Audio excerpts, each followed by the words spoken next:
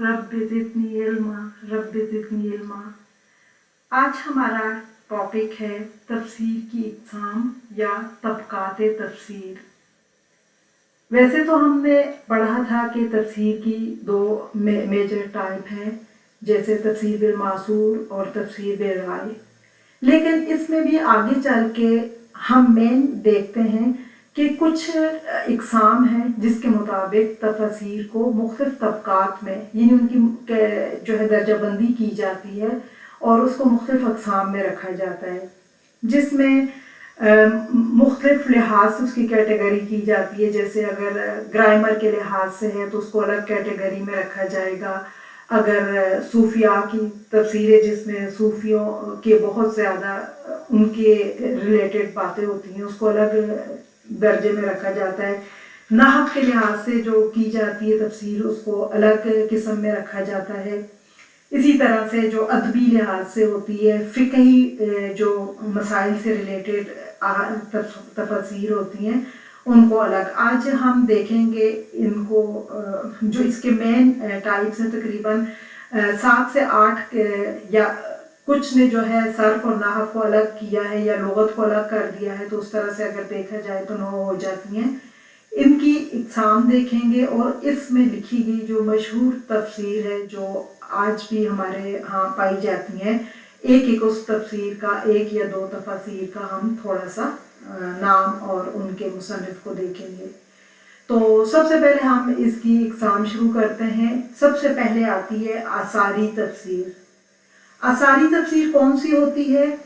आसारी तफसीर वो होती है जिसमें हर आयत के नीचे इस मज़मून से मुतल्लिक़ नबी करीम सल्लल्लाहु अलैहि वसल्लम के इरशादात और सहाबा इकराम के आसार जमा कर दिए जाते हैं। यानी इस पे टोटल जो होता है वो नबी करीम सल्लल्लाहु अलैहि वसल्लम की अहदीस,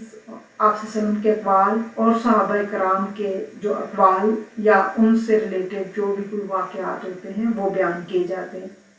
इस किस्म की तफसीर का सबसे बड़ा फ़ायदा ये होता है कि रवायात और आसार का एक बहुत बड़ा ज़ख़ीरा जमा हो गया।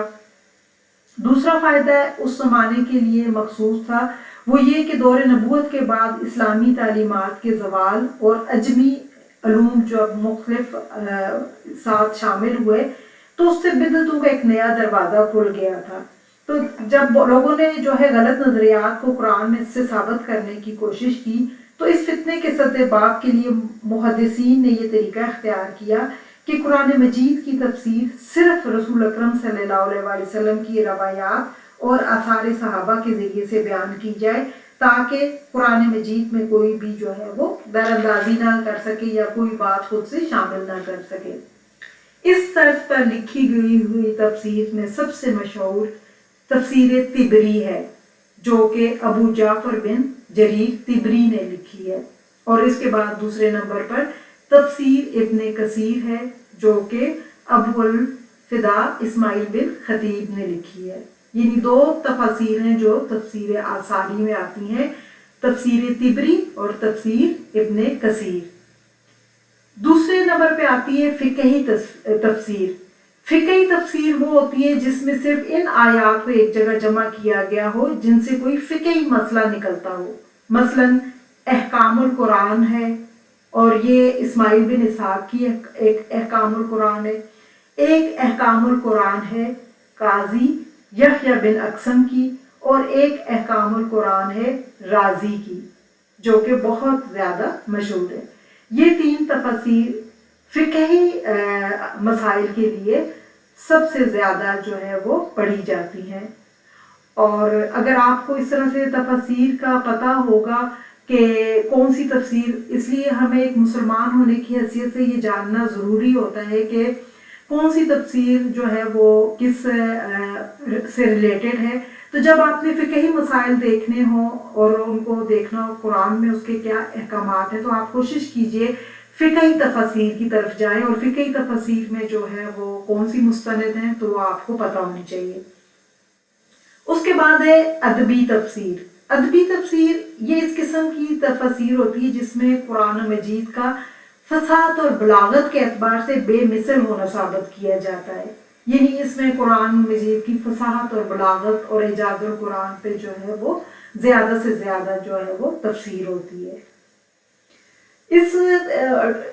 ٹاپک پہ یا ادبی لحاظ سے جو تفاسیر لکھی گئی ہیں اس میں عبد القادر جرجانی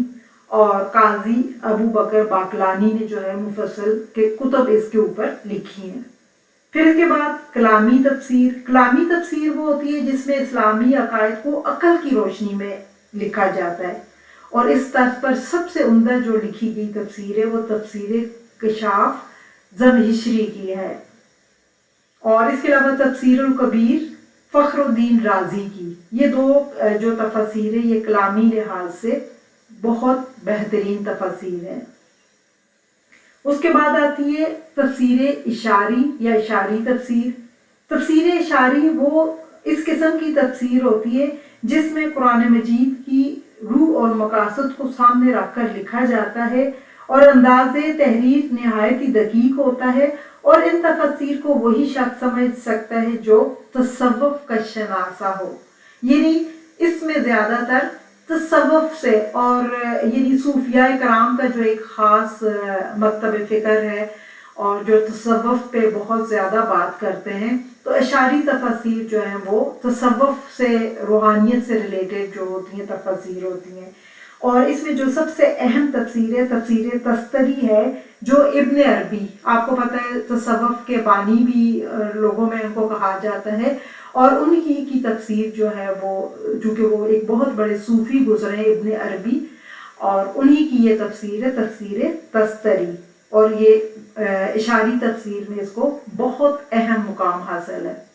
اس کے بعد آتی ہے تاریخی تفسیر۔ تاریخی تفسیر وہ ہوتی ہے جس میں قرآن مجید میں انبیاء علیہ السلام اور مختلف قوموں کے جو واقعات مذکور ہوتے ہیں ان کو تفصیل سے بیان کیا جاتا ہے،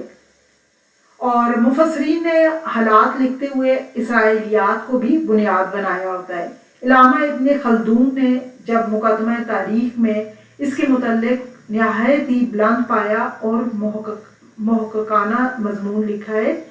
اور ابن خلدون نے خود بھی جو ہے انبیاء علیہ السلام کے حالات پر ایک کتاب لکھی ہے، اور اس موضوع پر قصص القرآن حفظ الرحمان صاحب کی جو ہے بہت مقبول بھی ہے تعلیمی طبقات میں، علمی طبقات میں، اور بہت بہترین کتاب ہے قصص القرآن حفظ الرحمان صاحب کی۔ اس کے بعد آتی ہے نحوی تفسیر، یا آپ کہہ لیں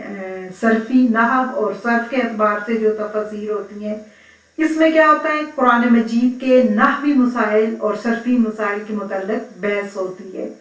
جیسے اعراب القرآن، آپ کو دیکھیں ان کے تفسیر کے نام سے بھی وہ ظاہر ہو رہا ہے اعراب القرآن، اور یہ رازی کی جو تفسیر ہے اعراب القرآن وہ اس سلسلے میں بہت مشہور اور بنیادی تفاسیر میں سے ہے۔ اس کے بعد لغوی تفسیر ہوتی ہے۔ لغوی تفسیر جس میں قرآن مجید کے الفاظ کے معنی اور ان کی تحقیق پر بحث ہوتی ہے، یعنی لغات پہ، لغات القرآن پہ جو ہے وہ بحث کی جاتی ہے، اور اس میں مفردات امام راغب بہت مشہور تصنیف ہے قرآن کی لغوی اور صرفی۔ اگر آپ لغت کے اوپر تفسیر دیکھنا چاہتے ہیں تو امام راغب اصفہانی کی مفردات جو ہے اس میں بہت بنیادی حیثیت حاصل ہے اس کو، اور بہت مشہور ہے یہ تفسیر۔ اس کے بعد کونی تفسیر۔ کونی تفسیر وہ ہوتی ہے جس میں سائنس کی ایجادات کو قرآن کی آیات سے مطابقت دینے کی کوشش کی جاتی ہے، یعنی قرآن کی ایسی آیات جس میں جیسے سورج چاند کے سے متعلق 7 آسمان زمینیں اور اس طرح کے انسان کی تخلیق کے مختلف مراحل، جن جن آیات کا تعلق سائنسی اس سے وہ ملتا ہے، اس کو سائنس کی روشنی میں ان آیات کو آج کے دور میں یعنی سائنس کیا کہتی ہے اور قرآن نے آج سے 1400 سال پہلے اس کے بارے میں کہہ دیا تھا، اس کے مطابقت دینے کی کوشش کی جاتی ہے اور اس سے بیان کیا جاتا ہے۔ اور اس سلسلے میں طنطاوی جوہری کی تفسیر جو ہے الجواہر فی تفسیر القرآن سب سے عمدہ تفسیر ہے۔ طنطاوی جوہری کی تفسیر جواہر فی تفسیر القرآن۔ اس کے بعد ہے ایک اور جو ہے تجدد پسندانہ تفسیر۔ تجدد جیسے کہ نام ہی سے ظاہر ہے، متجدد دین جو ہوتے ہیں، جنہوں نے مغربی افکار اور نظریات سے متاثر ہوئے ہوتے ہیں، وہ لوگ مغربی افکار اور نظریات سے متاثر ہو کر اپنے ایک مخصوص نظریات قائم کرتے ہیں، پھر انہی نظریات کی صداقت کو اور حقانیت کو وہ قرآن مجید کی چھاپ لگانے کی کوشش کرتے ہیں، اور قرآن مجید کی تشریح پھر انہی نظریات کے تحت کرتے ہیں، اور انہی نظریات کی روشنی میں اس طریقے کی تفسیر کے بانی جو ہے وہ ہندوستان میں جو ہے وہ سر سید احمد خان تھے، اور مصر میں علامہ طنطاوی جو ہے وہ اس سلسلے میں جو جدید جنہوں نے بہت سی چیزیں جو ہے وہ شامل کی ہیں، اور قرآن کی تفسیر کو اور قرآن کو اپنے نظریات پر وہ جو ہے ثابت کرنے کی کوشش کی ہے۔ تو یہ کچھ مین ٹائپس ہیں۔ بعض لوگوں نے ان کو ادبی تفسیر کو اور کچھ تفاسیر کو ایک ہی کر کے وہ کیا، اور ساتھ ہی وہ اقسام بتاتے ہیں، لیکن اگر آپ ڈیٹیل سے دیکھیں، لغت کو الگ کر دیں اور صرف نحو کو، تو اس طرح سے آپ کے سامنے 10 اقسام آ جاتی ہیں، جس پر یہ ان طبقات کے اوپر جو ہے وہ تفاسیر لکھی جاتی ہیں۔ ہر ایک نے اپنی تفسیر کا کوئی نہ کوئی ایک جو ہے وہ منہج سلیکٹ کیا، جیسے کچھ نے بلاغت کو اور ادبی لحاظ سے تفاسیر لکھی اور بلاغت پہ کام کیا، کچھ نے جو ہے وہ سائنس کے لحاظ سے جو ہے وہ تفاسیر لکھی، اور اس میں زیادہ وہی باتوں کو انہوں نے جو ہے وہ اس کی تفسیر کی جو آیات جو ہے وہ سائنس سے ریلیٹڈ تھیں، اور کچھ لوگوں نے جو ہے صرف لغت پہ، جیسے مفردات القرآن اگر آپ اٹھا کر دیکھیں تو اس میں ایک ایک لفظ قرآن کا جو ہے اس کی لغت بیان کی گئی ہے، اس کا یعنی مادہ کیا ہے، اور اس کی لغت میں اس کا استعمال کیا ہے، اور عام لغت میں وہ لفظ کیسے استعمال ہوتا ہے، اور قرآن میں کن معنوں میں استعمال ہوا ہے۔ اور یہ مفردات امام راغب بہت اچھی کتاب ہے اور بہت اچھی تفسیر ہے یہ۔ اسی طرح سے آثاری تفسیر جو ہوتی ہے، جیسے تفسیر طبری ہے اور امام ابن کثیر کی تفسیر ہے، تفسیر ابن کثیر، یہ بھی بہت عمدہ تفاسیر میں اور بنیادی تفاسیر میں ان کو بہت اہمیت حاصل ہے، اور ایک جو نیا پڑھنے والا ہوتا ہے قرآن کو، اور اگر وہ صرف جو ہے وہ چاہتا ہے کہ قرآن کی تفسیر قرآن سے ہی اور جو صحیح احادیث سے ہی ہو، تو اس کے لیے یہ آثاری تفسیر سب سے بیسٹ ہے، وہ پڑھ سکتا ہے۔ آگے چل کر ہم ان تفاسیر کی خصوصیات بھی اسٹیپ بائی اسٹیپ، چونکہ یہ ہمارا آج کا ٹاپک صرف طبقات تفاسیر سے تھا، ہم نے صرف ان کے نام اور ان سے ریلیٹڈ جو ایک ایک دو دو تفاسیر کے نام پڑھے۔ آگے چل کر ہم جو ہے وہ مزید ان کی ڈیٹیل اور ان کا طریقہ کیا ہے اور ان کا اسلوب بیان کیسا ہے، انشاءاللہ نیکسٹ لیکچر میں ہم اس کو تھوڑا ڈیٹیل سے دیکھیں گے۔ اللہ تعالیٰ ہمیں اس پر